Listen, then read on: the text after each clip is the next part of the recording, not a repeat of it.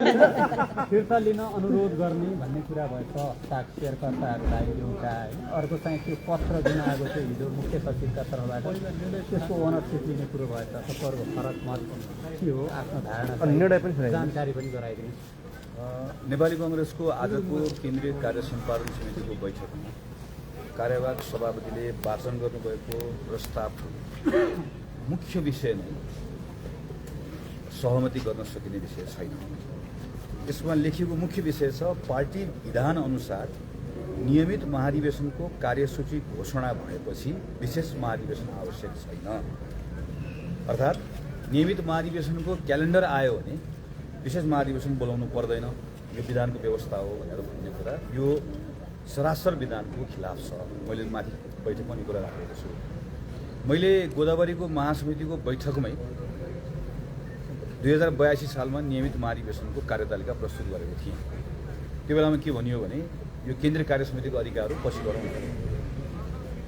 केन्द्रीय कार्य समितिले कार्यतालिका नियमित महाधिवेशनको कार्यतालिका व्यवस्थित केन्द्रीय ढङ्गले चलाउने हो भने त नयाँ केन्द्रीय कार्य समिति आउन साथै बनाएको छ। हामी 4 वर्षपछि यसो गर्छौँ भने बनाएको छ। त्यो त कार्यतालिका मात्रै हो नि। कार्यतालिका आयो, त्यस कारणले गर्दाखेरि यो विधानले बोलाउनु पर्दैन भनेर भन्ने कुरा ठाडै विधानको अपव्याख्या हो। यहाँभित्र विधानको कुनै धारा कोड गर्न सकिन्छ कि भनेर बडो मेहनत गरेको पाएँ मैले। के भन्यो भने चाहिँ भन्न सकिन्छ भनेर यहाँ लामो छलफल भएको पाएँ, तर के पनि भन्न सकिएन। पार्टीको विधान अनुसार नियमित महाधिवेशनको कार्यसूची घोषणा भएपछि विशेष महाधिवेशन आवश्यक छैन मात्र भनियो। यो विधान सम्मत छँदै छैन, विधानको अपव्याख्या हो यो। मैले आज माथि पनि फेरि दोहोऱ्याएर सदस्य सभापति लगायत सबै साथीहरूलाई भनेको छु, केन्द्रले नबोलाएको बेलामा विशिष्ट आवश्यकता महसुस गर्यो भने महाधिवेशन प्रतिनिधिहरूले तिमीहरूसँग पनि यो हक छ है भनेर हक स्थापित गरेको सबै ठाउँमा हुन्छ। एउटा ब्याङ्कमा पनि हुन्छ, सहकारीमा पनि हुन्छ, जहाँ मेम्बरसिप हुन्छ त्यहाँ हुन्छ। वार्षिक सभा बोलाउनुपर्छ, तर बोलाएन भने यति प्रतिशतले बोलाउन पाइन्छ भन्ने आउँछ। हाम्रो सन्दर्भमा त के गरेको छ अझ भने यो फेरि कहिलेकाहीँ यतिकै खेलाचीमा थोरै मान्छेले बोलाएन भनेर कहाँ राखिएको छ भने 40%। सामान्यतया यो के हुन्छ, जस्तो अविश्वासको प्रस्ताव ल्याउनु पर्यो सभापतिमाथि भने जम्मा 25%ले दर्ता गरेको छ। सामान्यतया केन्द्र समितिहरूको बैठकहरूमा आवेदन दिने कुरामा 15-20% राखिएको हुन्छ। तर नेपाली कांग्रेसको त महाधिवेशन भनेको त सानो कुरा होइन नि त। त्यस कारणले गर्दा 40%को बेन्चमार्क राखिएको छ। त्यस कारणले गर्दा यो विधानको यो व्यवस्थामा 40% राखिएको ठाउँलाई साथीहरू सङ्गठित भएर बनाएको कुरालाई यसलाई पूर्ण रूपमा व्यवस्था गर्यो। आज पनि त्यही गर्यो। एउटा कुरा। दोस्रो कुरा, वर्तमान संवेदनशील अवस्थामा विशेष महाधिवेशन आयोजना गर्नु पार्टीको हितमा छैन। अवस्था संवेदनशील भएकोले विशेष महाधिवेशनमा आएको हो। भदौ 22 गते अगाडि त भदौ 23 गते अगाडि कसले विशेष महाधिवेशनमा आएको थियो? हामी सबै नियमित महाधिवेशन छ, अझ त्यसमाथि पनि 1 वर्ष म्याद थपिरहेछ भन्ने कुरा सबैलाई थियो। हामी 83 सालमै विशेष अधिवेशन हुन्छ भनेकै थियौँ। यो कुरा कहाँनिर आएर जोडियो भने म फेरि दोहोऱ्याउँछु, हामी भाद्र 23 र 24 गते नेपालमा नवयुवाहरूले ठुलो, त्यसलाई जसरी भनौँ, एउटा ठुलो विद्रोह गरे। नागरिकहरूले ठुलो असन्तुष्टि पोखे। अहिले चलिरहेको राजनीतिक दल ठिक ढङ्गले चलेको छैन, देश ठिक ढङ्गले चलेको छैन, सरकार चलेको छैन, संसद चलेको छैन, तिमीहरू चलेका छैनौ, नेताहरू ठिक ढङ्गले चलेको छैनन् भन्ने कुरा भन्ने कुरालाई मान्न तयार भइरहेका छैनौँ। भदौ 22 गतेको नेपाल र भदौ 25 गतेको नेपाल एउटै होइन। त्यस कारणले गर्दा अधिवेशन माग गर्नेहरूले के भने भदौ 23-24 गते पछाडि ठुलो परिवर्तन भयो। यो परिवर्तन किन भयो, कसरी भयो, हाम्रो भूमिका के रह्यो, कहाँ सही कहाँ गलत, यो सबैको विश्लेषण गरौँ। नीति पनि फेरौँ, नेता पनि फेरौँ, नेतृत्व पनि फेरौँ, नीति पनि फेरौँ। त्यसका निम्ति अधिवेशन गरौँ। छिटो गर्न सकिन्छ भने मङ्सिरभित्रमा नियमित गरौँ। तब त्यो हाम्रो जिम्मा थियो नि त होइन। नियमित अधिवेशन त फेरि कसैले मागेर त पाइँदैन। तर तपाईँहरू छिटो मङ्सिरमा गर्न सक्नुहुन्न भने त्यसो भएदेखि पुरानै महाधिवेशन प्रतिनिधिबाट महाधिवेशन गरौँ, नेता फेरौँ, नीति फेरौँ, राष्ट्रिय सङ्कल्प गरौँ, यही भनेको त हो। त्यस कारणले गर्दा त्यसको लागि विशेष महाधिवेशन गरौँ भनेर मागेको हो नि त। यो पनि मिलेन। संवेदनशील अवस्थामा विशेष महाधिवेशन गर्नु, संवेदनशील भएकोले विशेष महाधिवेशन मागेको। तेस्रो कुरा पनि मिलेन। यो कार्यले आजको विषम परिस्थितिमा पार्टीलाई विभाजनतर्फ लैजान सक्छ। विधानको कार्यान्वयन गर्दाखेरि पार्टीलाई विभाजनतर्फ लैजान्छ भन्ने कुराको हौवा किन पिटिराखिएको छ? यो पार्टीको विभाजन कसले चाहेको? किन लगातार पार्टीको महाधिवेशन प्रतिनिधिहरू जो विशेष महाधिवेशन सहभागी हुन आउँदै हुनुहुन्छ, वो पार्टीको महाधिवेशन प्रतिनिधि हो। विधानको आफ्नो हक प्रयोग गरेर महाधिवेशन मागिराख्नु भएको छ। उनलाई के भनिएको छ भने विधानको यो धारा प्रयोग गरियो भने विभाजनतर्फ जान्छ। विधानको यो धाराको प्रयोग गरिएन वा कार्यान्वयन गरिएन, यत्रो देशभरिका साथीहरूले भनेको कुरालाई एकपटक सुन्ने प्रयास गरिएन। उनले जे भने त्यो हुनुपर्छ भन्ने छैन, उहाँले जे भन्नुभयो त्यो हुन्छ भन्ने पनि छैन, नहुन सक्ला नि त। तर एकपटक सुन्ने प्रयास पनि भएन, एकपटक संवाद गर्ने प्रयास पनि गरेन भने पो बरु पार्टी टुट्ला।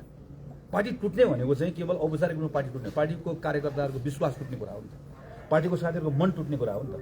हामी निर्वाचनमा जानुभन्दा पहिला अधिवेशन गर्नै पर्छ, पार्टीको नेता र नीति बदलिनुपर्छ भन्ने आवाज उठाएर आएको साथीहरूलाई हामी जुन निर्णय पुगे पनि उनीसँग बसेर कुरा गरेर संवाद गरेर त्यो कुरा सुनेर एक ठाउँ आयो भने पो पार्टी एक ठाउँ रहन्छ, पार्टीको साथीहरूको मन एक ठाउँ रहन्छ।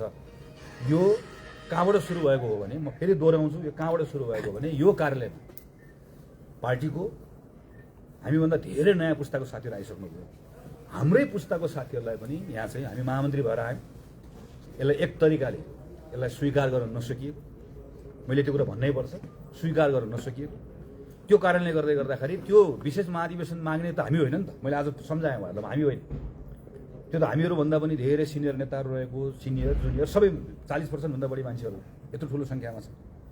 हामीहरूलाई यो दुईवटा महामन्त्रीहरूसँग जोडिएको छ, त्यस कारणले गर्दा यसलाई पेल्नुपर्छ, ठेल्नुपर्छ भन्दै गर्दाखेरि त्यो ख्यालै गरिएन। हामीलाई त सङ्ख्याको आधारमा यहाँ पेल्ने ठेल्ने काम त वर्षौँदेखि भइ नै रह्यो। हामी कति ठाउँ लड्यौँ, कति ठाउँ सकेनौँ, कति ठाउँ हामी आफै पनि हार्यौँ होला, कति ठाउँ लाचार भयौँ होला, कति ठाउँ चुक्यौँ पनि होला, चुक्यौँ नै।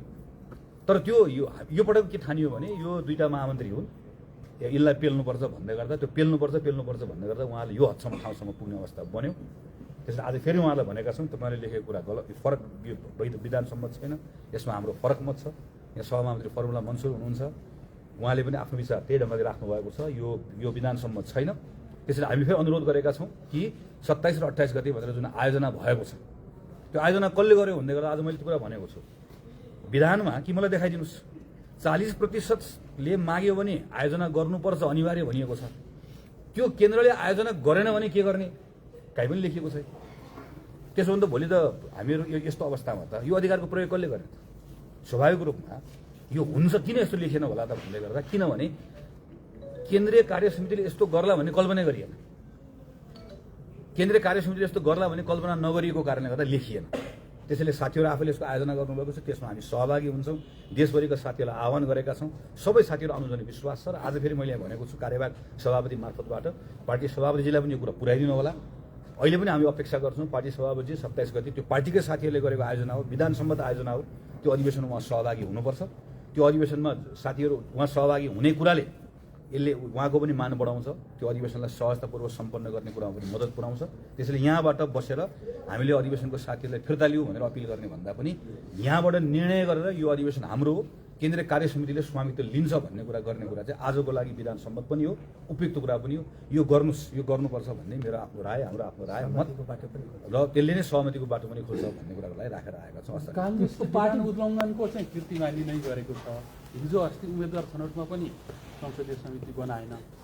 अब 1-2 महिना धेरै गर्न सकिन्छ भनेर तपाईँले पक्षधरहरूलाई बुझाउन सक्ने यस्तो छ। संसदीय समितिको बारेमा पनि अलिकति हाम्रो बुझाइलाई ठिक बनाउनुपर्छ। काङ्ग्रेसको संसदीय समिति छ, हिजो पनि केन्द्रीय कार्य सम्पादन समितिबाट संसदीय समिति पूर्ण छैन। संसदीय समिति सभापतिको नेतृत्वमा हुन्छ, हामी त्यसको पदेन सदस्य हौँ। हिजो हामीले फरक मात्रै संसदीय समितिमा राखेको हो, केन्द्रीय कार्य सम्पादन समितिमा राखेको हो। यो पनि यसमा जस्तो पार्टीको विधानको अभ्यास गर्ने क्रममा भएका सामान्य त्रुटिहरू, कतिपय ठाउँमा भएका विधानका उल्लङ्घनहरू, कतिपय ठाउँमा भएका विधानको उल्लङ्घन गर्ने कुरामा भएका नाजायज लाचारीहरू वा सम्झौताहरू त्यो एउटा पाटो। तर यो भनेको फन्डामेन्टल कुरा हो कि हामी आधारभूत कुराको विषयलाई लिएर पार्टीको चाहिँ जस्तो फन्डामेन्टल कुरा जहाँनिर यत्रो देशमा अहिले पनि म भने म यो विषयलाई फेरि भन्छु, यो पार्टीको विधान वा विधानको पालनासँग त जोडिएको कुरा होइन। कतिपय कुराहरू के हुन्छ ब्युरोक्रेटिक कुरा हो, टेक्निकल कुरा हो।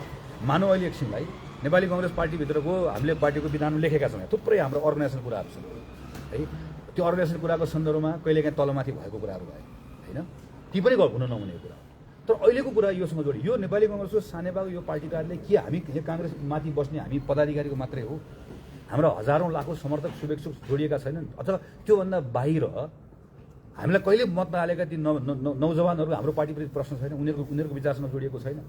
फन्डामेन्टल कुरा के हो भने, आधारभूत कुरा के हो भने, हामी भाद्र 23-24 गते नेपालमा ठुलो विद्रोह भयो, नागरिकहरू पार्टीहरूसँग रिसाए, हामीहरूसँग रिसाए, उनका प्रश्नहरू छन् भन्ने कुरालाई स्वीकार्न तयार हो कि होइन? कुरा यति मात्रै हो। स्वीकार्न तयार हो भने हामी अधिवेशनमा जान्छौँ, छलफल गर्छौँ, बहस गर्छौँ। होइन 23 र 24 गते के पनि भएको होइन। हामी 23 र 24 गते अगाडि पनि हामी ठिक थियौँ, अहिले पनि हामी ठिक छौँ। के पनि होइन, नेपालमा केही भएकै छैन। खालि एउटा चुनाव मात्र हुन लागेको। यो मध्यावधि जस्तो चुनाव हो। अब फेरि हामी नै हो भन्ने कुरा गऱ्यौँ भने हामीलाई अधिवेशन पनि ठिक लाग्दैन, नियमित पनि ठिक लाग्दैन, विशेष पनि ठिक लाग्दैन। हामीलाई अहिले आफूले गरेको कुरा मात्र ठिक लाग्छ। प्रश्न यो अधिवेशन विशेष अधिवेशन कतिपय कुराहरू कानुनी टेक्निकल कुराहरू भए। मुख्य कुरा हामी यो आधारभूत कुरालाई स्वीकार गर्छौँ कि गर्दैनौँ भन्ने हो।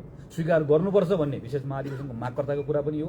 उनको माग ठिक छ भन्ने हामी पार्टीको महामन्त्री सहमहामन्त्रीको कुरा पनि हो। महाधिवेशन गर्दा पार्टी विभाजन हुन्छ भन्ने कुरा कहाँबाट आयो भनेर भन्नुभयो। अर्का महामन्त्रीले आज भावुक एक किसिमको चाहिने भिडियो सन्देश प्रवाह गर्नुभएको छ। त्यसमा पार्टी विभाजन हुने अवस्था आयो भने सबैभन्दा पहिला हलबाट बाहिर निस्किने मान्छे मै हुन्छु भनेर भन्नुभएको छ। त्यही भएर उहाँको भावुकता अझ बढाइदिउँ भनेर आएको हो।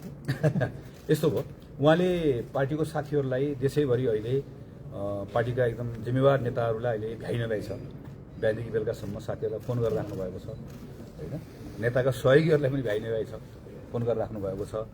मुख्यमन्त्रीजीहरूलाई भ्याइ नभ्याइ छ अहिले होइन, भ्याइ नभ्याइ छ। जताततै घर जानु परेको छ, फोन गर्नु परेको छ। तपाईँ नआउनु होला, हस्ताक्षर गरेको साथीहरू नआउनु होला भन्ने छ। कतिलाई हस्ताक्षर गर्नुभएको साथी तपाईँ आउनुभयो भने फेरि माघ 6 गते आउँदैछ नि, चुनाव आउँदैछ नि, तपाईँ त चुनाव लड्ने मान्छे भन्न भ्याइ नभ्याइ छ। र धेरैजसो साथीलाई के भनिएको छ भने पार्टी फुट्छ नआउनुहोस् भनेर भनिएको छ।